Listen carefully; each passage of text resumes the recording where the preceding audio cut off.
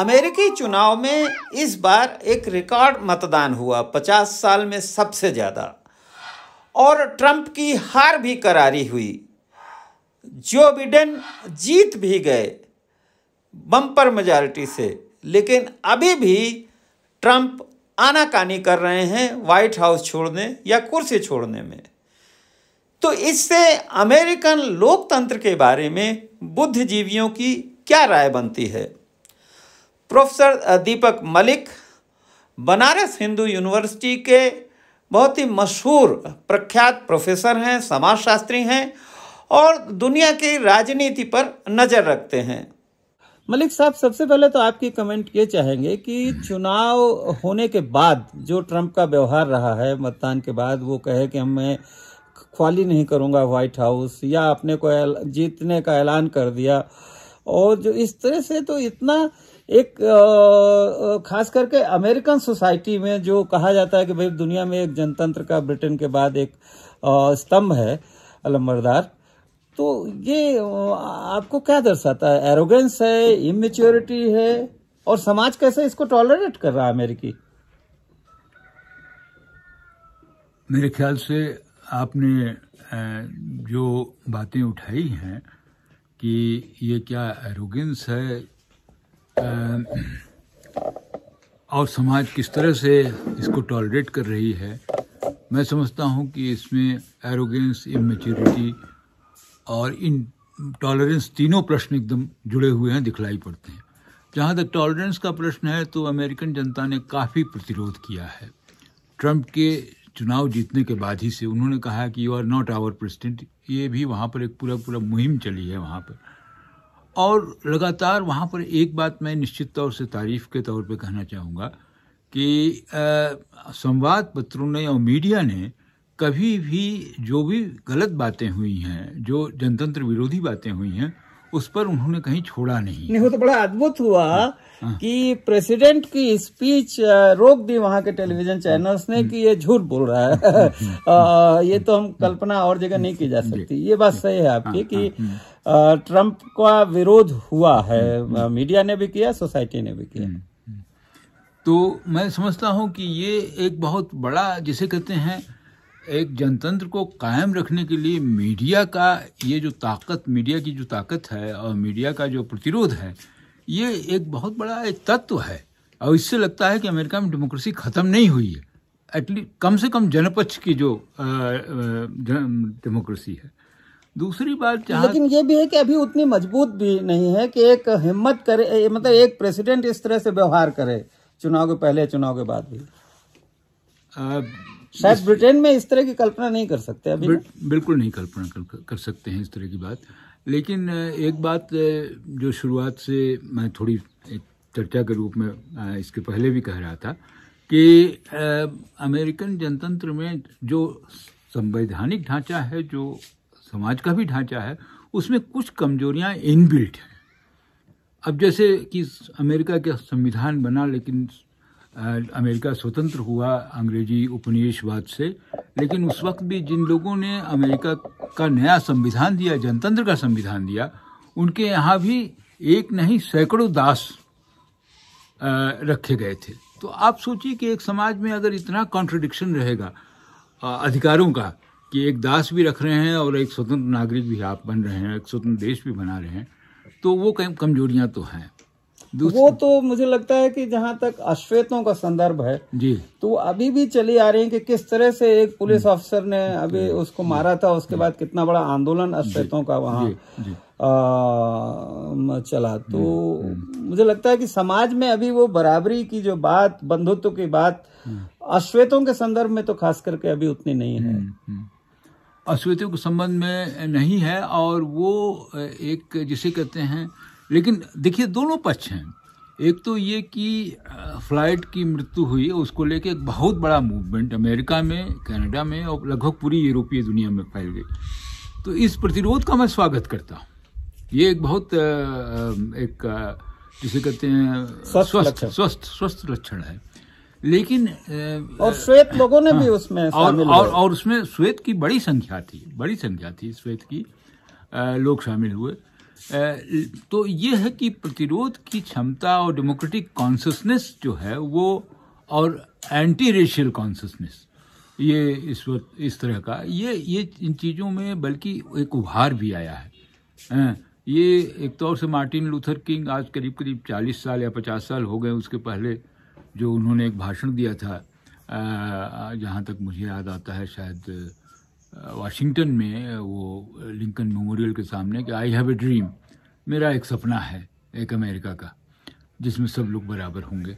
वो सपना निश्चित तौर से जारी है, वो ख़त्म नहीं हुआ, और जनता के पक्ष से उसको ज़्यादा से ज़्यादा स्वीकार्यता मिल रही है, क्योंकि 2 बार ओबामा चुने गए प्रेसिडेंट के रूप में, और वो ये काफ़ी बड़ा हुआ। हाँ, ये बड़ा। तो ये एक अभी भी उनके उपराष्ट्रपति चुनी गई। हाँ, चुनी गई हैं, और जो अपने को पहली बार ब्लैक भी मानती हैं और हिंदुस्तानी भी मानती हैं, दोनों चीज़ है, क्योंकि उनके पिता ब्लैक मूल से आए थे, वाया अफ्रीका के। हाँ, ब्लैक मूल से आए थे पिता, और माता जो थी वो दक्षिण भारत की थी, चेन्नई से थी। तो ये देखिए, अमेरिकन सोसाइटी में प्लस माइनस दोनों है। अब सवाल ये है कि लेकिन स्ट्रक्चरल जो मामला है, जो उनका स्ट्रक्चर है, उसमें कुछ खामियां हैं, कमजोरियां हैं। जैसे सुप्रीम कोर्ट की बात है, अब सुप्रीम कोर्ट में एक लेम डक प्रेसिडेंट, जो मतलब एक प्रोविजनल प्रेसिडेंट के रूप में काम करता है, जिसको कार्यवाहक है, जिसको ये अधिकार नहीं होने चाहिए कि, और अधिकार का सवाल नहीं है, ये परंपरा होनी चाहिए, एक नॉर्मल परंपरा होनी चाहिए कि वो अगले प्रेसिडेंट जो भी चुनाव उसके लिए छोड़ देना चाहिए। उसको न करके उन्होंने जज का अपॉइंटमेंट किया, और वो जज बाकायदे उनके पक्षधर जज थी। ये भी तो ये कमजोरियां हैं, जिसमें आज जैसे हमारे देश में या इंग्लैंड में, सब जगह, बहुत सारे देशों में जो कम से कम जुडिशरी जो है, जो सर्वोच्च जो न्यायपालिका का जो में जो चयन होता है, वो एक कॉलेजियम के माध्यम से ही होता है। वो अगर राजनीतिक लोग उस पे या जो सत्ता में है वो करेंगे, तो निश्चित तौर से वो सत्ता के पक्ष में जाएगी। हाँ, और संसद में वीटो का भी उन्होंने पावर दिया हुआ। हाँ। तो ये एक कुछ खामियां। अभी आपको लगता है कि वहाँ अमेरिका में जो ट्रांसफर ऑफ पावर है वो स्मूथ हो जाएगा, आसानी से ट्रम्प छोड़ देंगे? देखिए, ट्रम्प अपने तौर पे तो आसानी से नहीं छोड़ेंगे क्योंकि उनका पूरा चरित्र उसी तरह का है, और दबंगई का है, और उनका बड़ा बिजनेस इंटरेस्ट भी है ना? बिजनेस इंटरेस्ट भी है। और उनके साथ एक चीज ट्रम्प ने जगाया है। देखिए, ट्रम्प दोनों चीजें अमेरिका में उभर के आई।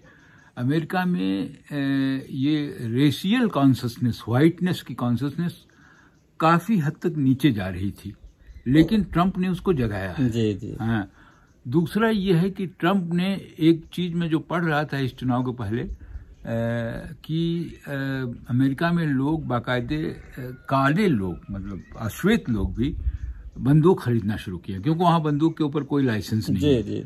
और इसलिए कि एक संभावना व्यक्त की जा रही थी कि वहां पर बहुत बड़ा एक सिविल वार टाइप की सिचुएशन हो सकती है। जी। तो अभी भी तो बातें कोई जिसे कहते हैं आखिरी बात नहीं हुई है, देखा जाए क्या होता है। लेकिन ट्रम्प के जाने से, चुनाव हारने से मेरे ख्याल से अश्वेत समुदाय थोड़ा आश्वस्त होगा।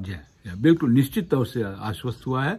और ये देखिए, अगर अश्वेत समुदाय के इतिहास को देख लिया जाए, तो एक ओबामा का 2 बार चुना जाना, अब्राहम लिंकन द्वारा कन्फेडरेसी को तोड़कर पूरा एक अमेरिका को इकट्ठा रखना, और आज जो ये घटनाएं हो रही हैं, अगर इसमें देखा जाए तो अश्वेत इतिहास का भी एक खास क्रम है, और उस क्रम में वो इतिहास भी मैच्योर हो रही है, और जो वहाँ श्वेत लोग हैं वो भी उस इतिहास के हिस्से बन रहे हैं धीरे धीरे। एक बहुत बड़ी संख्या में लोग आ रहे हैं, इकट्ठा हो रहे हैं।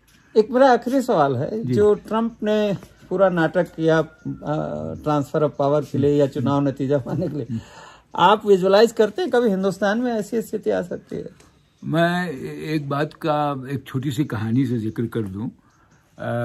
मणिशंकर अय्यर, जो एक जमाने के बड़े नामी गिरामी मंत्री रहे हैं भारत सरकार में, तो वो जिस समय राजीव गांधी प्रधानमंत्री चुने गए, उन्होंने अपनी नौकरी छोड़कर उनके कैबिनेट में दाखिल हुए।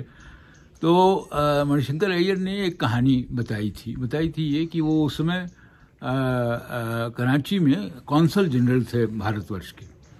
तो उसमें पहले थे, तो वो पहली जो वाजपेयी जी की सरकार बनी थी, शायद वाजपेयी जी की, हाँ वाजपेयी जी की सरकार बनी थी। तो वाजपेयी जी की सरकार बनी थी, कांग्रेस हार गई थी, इंदिरा जी हार गई थी, इंदिरा जी खुद भी हार गई थी और पूरी पार्टी हार गई थी। तो वो फिर उन्होंने छोड़ दिया और वाजपेयी ने मैंने सरकार बनाई। वो एक संयुक्त मोर्चे की सरकार थी लेकिन बनाई, उसके प्रधानमंत्री वाजपेयी जी हुए। अब सवाल उठा वहाँ पर, एक उन्होंने दावत दी थी, जो एम्बेसीज में अक्सर दावतें दी जाती हैं लोगों से, तो कराची में उन्होंने दावत दी थी। तो उस दावत में एक जनरल ने, एक पाकिस्तानी जनरल ने कहा कि अरे भाई तुम्हारा मुल्क कैसा मुल्क है, अगर हमारे यहाँ इस तरह की बात होती तो हम तो नहीं छोड़ते। तो ये जो हमारे मैंने एक परंपरा है। अब तो मेरे ख्याल से हमारे यहाँ आर्मी और सुप्रीम कोर्ट दो एक ऐसी इंस्टीट्यूशन है हाँ, कि जो इसको बैलेंस रखते हैं या राजनीतिक निरंकुशता को मेरे ख्याल से काफी हद तक, क्योंकि जब तक आर्मी नहीं सपोर्ट करती तब तक कोई अधिनायकवाद या निरंकुश आज के संभव नहीं है। और सुप्रीम कोर्ट भी एक है आखिरी कम से कम एक स्तंभ।